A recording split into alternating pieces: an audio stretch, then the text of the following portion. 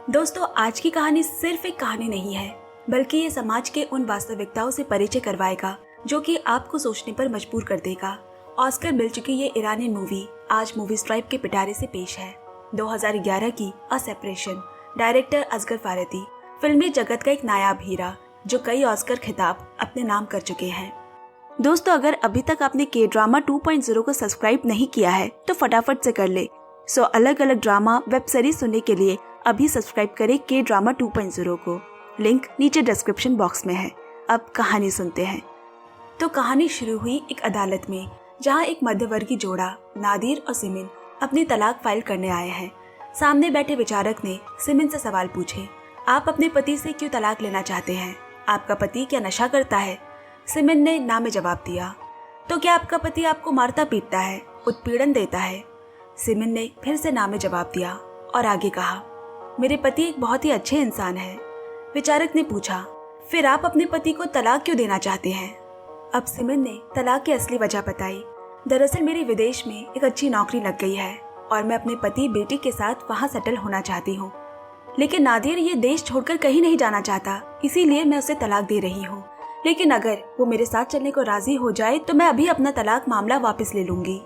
नादिर भी अब चुप नहीं बैठा और बोला, इस दुनिया में मेरे परिवार के नाम पर बस मेरे बूढ़े बाबा रह गए हैं और वो इतने बूढ़े हैं कि ठीक से चल भी नहीं पाते। मैं उन्हें इस हालत में छोड़कर कभी भी कहीं नहीं जा सकता। जिस पर सिमिन बोल पड़ी, विदेश में रहकर हम अपना करियर बना सकते हैं, अपनी बेटी का भविष्य उज्जवल कर सकते हैं।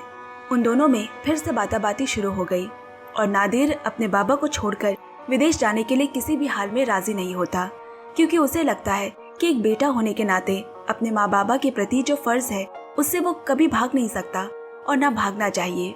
काश हर संतान ही अपने बूढ़े हो रहे माँ बाबा के प्रति ऐसी सोच रख पाते। खैर, अब नादिर के नाराजी होने पर सिमिन ने तलाक के कागज पर साइन कर दिए, लेकिन विचारक उन दोनों के तलाक को मंजूरी नहीं देता। उनके मुताबिक ये वजह काफी नहीं है किसी को भी तलाक देने के लिए। ये सुन गुस्से में सिमिन वहाँ से निकल गई और अब वो नादिर के साथ उसके घर पर नहीं रहेगी, बल्कि अपनी माँ के साथ रहेगी। जाते जाते उसने राजिया नाम की एक औरत को घर के कामों के लिए रख लिया, जो उनके घर के कामों के साथ साथ नादिर के बाबा की भी देखभाल करेगी। पर राजिया कोई काम करने वाली नहीं थी, वो तो बेचारी मजबूर होकर यहाँ ये काम करने आई है। दरअसल उसका पति लोगों से कर्ज लिए पैसे न चुका पाने की वजह से अक्सर जेल जाया करता है और वो ये काम इसीलिए कर रही है ताकि 2-4 पैसे कमाकर अपने पति का कर्जा चुका सके। पर यहाँ राजिया के लिए काम करना बिल्कुल आसान नहीं था। सबसे पहले दिन जब वो काम पर आई तो देखा नादिर के बाबा ने अपनी पैंट पर ही पेशाब कर दी है। उनकी हालत इतनी ही खराब है और राजिया है एक बहुत ही धार्मिक किस्म की महिला। वो पराये मर्दों से दूरी बनाए रखती है, उन्हें बिल्कुल नहीं छूती। यहाँ भी वो वही कर रही होती है। नादिर के बाबा को बिना छुए ही उनके कपड़े बदलने की बहुत कोशिश करती है, लेकिन सब व्यर्थ रहा। नादिर के बाबा किसी भी बात को समझने याद रखने की हालत में नहीं रहते। वो इतने ही बूढ़े हो चुके हैं और ऊपर से उन्हें भूलने की बीमारी है। ये सब देख अब राजा ने विवश होकर अपने किसी परिचित धर्म से जुड़े आदमी को फोन लगाया और उनसे पूछा, क्या मैं काम की वजह से एक 70-80 साल के बूढ़े और बीमार आदमी जो खुद से कुछ नहीं कर सकते उन्हें छू सकती हूँ? क्या उनके मैले कपड़े बदल सकती हूँ? वहाँ से जवाब आया, हाँ राजिया, तुम ये काम कर सकती हो, इससे तुम्हें कोई पाप नहीं लगेगा। अब राजिया ने नादिर के बाबा के मैले कपड़े बदल तो दिए, लेकिन उसके दिमाग से ये बात निकल नहीं पा रही, क्योंकि वो बेहद ही धार्मिक महिला है। राजिया की एक बेटी है जिसे वो हर रोज अपने साथ काम पर लाया करती है और साथ ही वो गर्भवती भी है। ऐसे ही करके राजिया के दिन गुजर रहे थे कि एक दिन नादिर और उसकी बेटी घर जल्दी वापस आ गए। बहुत बार दरवाजा भी खटखटाया, आवाजें भी दी, लेकिन किसी ने दरवाजा नहीं खोला। कोई रास्ता न देखकर नादिर ने एक दूसरी चाबी से दरवाजा खोला और अंदर घुसते ही उसने देखा कि उसके बाबा जमीन पर पड़े हुए हैं और उनके हाथ खटिये से बंधे हैं। अपने बाबा को ऐसी हालत में देखकर वो बहुत ही ज्यादा घबरा गया। उसने फौरन उन्हें उठाकर बिस्तर पर लिटाया, लेकिन उनके शरीर में कोई हलचल नहीं हो रही। अपने दादाजी को मरा पाकर नादिर की 10 साल की बेटी बहुत ही रोने लगी। नादिर भी रोते रोते बाबा को उठाने की कोशिश कर रहा है और थोड़े अच्छे से जांच करने पर पाया कि उसके बाबा बस बेहोश हुए हैं, मरे नहीं हैं। उसकी जान में जान आई। इसके बाद वो अपने बाबा को ठीक करने की बहुत कोशिश करने लगा और अपनी बेटी से कहता है, घर अच्छे से छान मारो, कहीं राजिया को चुरा कर तो नहीं ले गई।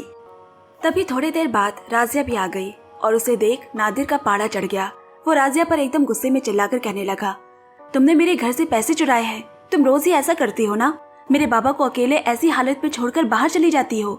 वो तो अच्छा हुआ कि आज मैं अचानक यहाँ आ गया, नहीं तो मुझे तुम्हारा ये सच कभी पता ही नहीं चल पाता। तुम अब यहाँ और काम नहीं करोगी और ना ही तुम्हें एक भी पैसे मिलेंगे। तुमने बहुत पैसे चोरी कर लिए हैं, फौरन तुम अभी यहाँ से निकल जाओ। यहाँ राजिया अपने आप को निर्दोष साबित करने की बहुत कोशिश करती है। मैंने कोई चोरी नहीं की है, मैं चोर नहीं हूँ, तो ऐसा इल्जाम ना लगाए। मैं अपने पेट पालने के लिए काम करती हूँ, चोरी करने के लिए नहीं। कहते कहते वो रोने लगी। मैं अपनी पवित्र किताब कुरान की कसम खाकर कहती हूँ कि मैं चोर नहीं हूँ, मैंने चोरी नहीं की। दया करके मुझे मेरे काम के पैसे दे दीजिए, मुझे उसकी बहुत जरूरत है। नादिर ने बिना कुछ सुने उसे घर से बाहर निकाल दिया। लेकिन थोड़ी देर बाद राजिया दोबारा आई और एक और बार फिर अपने मिलने वाले पैसों के लिए वो नादिर से बहुत विनती करने लगी। अब नादिर का दिमाग और गर्म हो गया और गुस्से में उसने राजिया को जोर से धक्का देकर बाहर ढकेल दिया, जिससे राजिया सीढ़ियों पर गिर जाती है और नादिर ये सब कुछ अंदर से देखता है। अब इस हादसे के बाद से हालत बिगड़ते चले गए। कुछ दिन बाद सिमिन ने नादिर को बताया कि उस दिन जो तुमने राजिया को धक्का दिया था, उससे उसके पेट में पल रहा बच्चा मारा गया, वो गर्भवती थी। अब नादिर और सिमिन राजिया को देखने अस्पताल पहुंचे। वहां उनकी मुलाकात राजिया के पति से हो गई। राजिया का पति नादिर को पहले से ही पहचानता है। उसे वहां देख वो उस पर बहुत ही भड़क गया, उसे मारने लगा। तुम्हारी वजह से ही आज मेरा बच्चा मारा गया, मैं तुम्हें नहीं छोड़ने वाला। इसका फैसला तो अदालत में होकर रहेगा, इतनी आसानी से माफी नहीं मिलेगी तुम्हें नादिर। अब इसी के साथ मामला स्थानीय अदालत में दर्ज हो गया। विचारक ने कहा, अगर अदालत में ये साबित हो गया कि राजिया का बच्चा आपकी वजह से मारा गया है तो आपको 3 साल की जेल तो होकर रहेगी। नादिर बोला, यकीन मानिए मुझे नहीं पता था कि राजिया पेट से है। अगर मुझे पता होता तो उसे धक्का देना तो दूर, मैं उसके साथ ऊंची आवाज में भी बात नहीं करता, न उसके साथ बुरा बर्ताव करता। उसने फिर कहा, वो उस दिन मेरे बाबा को बांधकर चली गई थी, जिससे उनकी करीब करीब मरने वाली हालत हो गई थी, इसीलिए मैं अपने गुस्से पर काबू नहीं कर पाया। अब नादिर की ये सारी बातें सुनकर राजिया का पति उसे बुरा भला कहने लगा। तभी विचारक ने गुस्से में आकर कहा, देखिए जनाब, अगर आप ऐसे ही अल्फाज इस्तेमाल करते रहेंगे तो सबसे पहले मैं आपको जेल में भर्ती करवा दूंगा। अब ऐसे ही राजिया का केस अदालत में चलता रहता है। इधर नादिर ने अपनी बेटी की स्कूल टीचर से निवेदन किया कि वो अदालत में गवाही दे कि उसे नहीं पता था कि राजिया गर्भवती थी, और उसने ऐसा ही किया, नादिर की तरफ से गवाही दे दी। जब ये बात राजिया के पति को पता चला तो वो बहुत ही गुस्सा हो जाता है और गुस्से में नादिर की बेटी के स्कूल जाकर उसकी टीचर को भी बहुत बुरा भला कहने लगा। दरअसल टीचर नादिर की बेटी को घर पर ट्यूशन भी पढ़ाती है। राजिया का पति बोला, आपने एक झूठी गवाही दी है, अगर नहीं दी है तो इस कुरान पे हाथ रखकर साबित करे। उसके अगले दिन सुनवाई में राजिया का पति फिर से विचारक के सामने उल्टी पुल्टी बातें करने लगा। विचारक को भी पता चला कि कल उसने स्कूल में जाकर टीचर से बुरा बर्ताव किया था। इन्हीं सब के कारण विचारक ने राजिया के पति को 3 महीने की जेल की सजा सुना दी। जेल जाने की बात सुनते ही राजिया बिल्कुल ही टूट सी गई। रोते हुए वो विचारक के आगे हाथ पांव जोड़ने लगी। कहने लगी, मेरे पति कर्ज में डूबने के कारण डिप्रेशन के शिकार है, उनकी दिमागी हालत ठीक नहीं रहती, इसीलिए वो ऐसी हरकतें करते हैं। मेरे पति को छोड़ दीजिए, हम पर दया कीजिए। पर विचारक अपना फैसला सुना चुके हैं। अब यह नादिर को एक बात पता चली कि उस दिन राजिया उसके बाबा को बांधकर गायनोकोलॉजिस्ट के पास गई थी। उसे शक है कि कहीं उसके पति ने उसके साथ किसी तरह का घरेलू हिंसा तो नहीं किया और मार खाने से उसका बच्चा मारा गया। उसके बाद एक दिन नादिर की बेटी ने अपने बाबा से कहा, बाबा मैं जानती हूँ कि आपको राजिया के गर्भवती होने की बात पता थी, क्योंकि मैंने देखा था आपके सामने ही राजिया को टीचर से गायनों का नंबर लेते हुए, और उसी समय उन्होंने अपने गर्भवती होने की बात भी कही थी। अब नादिर ने अपनी बेटी से कहा, अगर तुमने ये बात अदालत में बोल दी तो मुझे 3 साल की सजा हो जाएगी। हाँ, मैंने झूठ कहा था, सिर्फ तुम्हारे और अपने बाबा के लिए। तुम दोनों को छोड़कर मैं जेल नहीं जा सकता। अब दोबारा सुनवाई का दिन आया। आज नादिर की बेटी का बयान लिया जाएगा और उसने अपने बाबा के लिए अदालत में झूठ कहा, लेकिन ये झूठ कहने के बाद वो खुद को गुनहगार मानने लगी। उसे समझ है कि ये झूठ कहकर उसने एक बहुत बड़ा पाप किया है, उसे ऐसा नहीं करना चाहिए था। यही सब सोच सोच कर वो बहुत रोने लगी। यहाँ दूसरी तरफ सिमिन नादिर की सजा से बहुत चिंता में पड़ गई, क्योंकि अगर उसे 3 साल की जेल हो गई तो इसका असर उसकी बेटी के भविष्य पर भी पड़ेगा। इसलिए वो राजिया के घर जाती है। उसे राजिया के पति से कुछ पैसे लेकर मामला अदालत से वापस ले लेने की बात सामने रखती है। मगर वो किसी भी हालत में उसकी बात पर राजी नहीं होता। तभी उसके वहाँ आसपास के लोगों ने उसे सलाह दी, तुम्हारे सर पर बहुत कर्ज चढ़ा हुआ है और तुम्हें इन पैसों की जरूरत है, इससे तुम अपने सर का बोझ तो हल्का कर सकोगे। अब राजिया का पति सिमन की बात पर राजी हो गया। जब सिमन ने ये बात नादिर को भी बताई तो नादिर उसकी बातों पर सहमत नहीं होता। नादिर एक बहुत ही अच्छा इंसान है, उसके अंदर की इंसानियत भी चाहती है कि उसे उसकी पाप की सजा मिले। और ये सुन सिमन गुस्सा होकर बोली, तुम रहो, तुम्हें जैसे रहना है, पर मैं अपनी बेटी को यहाँ से लेकर जा रही हूँ। अपनी बेटी को ये खुद से दूर जाता देख नादिर का दिल कढ़ा उठा और उसने सिमन की बात मान ली। वो पैसे देकर मामला रफा दफा करने को तैयार है। लेकिन अगले ही दिन घटती है एक अजीब सी घटना। राजिया सिमन से मिलने आई है, उसे ये कहने कि वो उनका पैसा नहीं ले सकती। अगर लिया तो ये बहुत बड़ा पाप होगा, जिसकी माफी भी मेरा खुदा मुझे नहीं करेगा।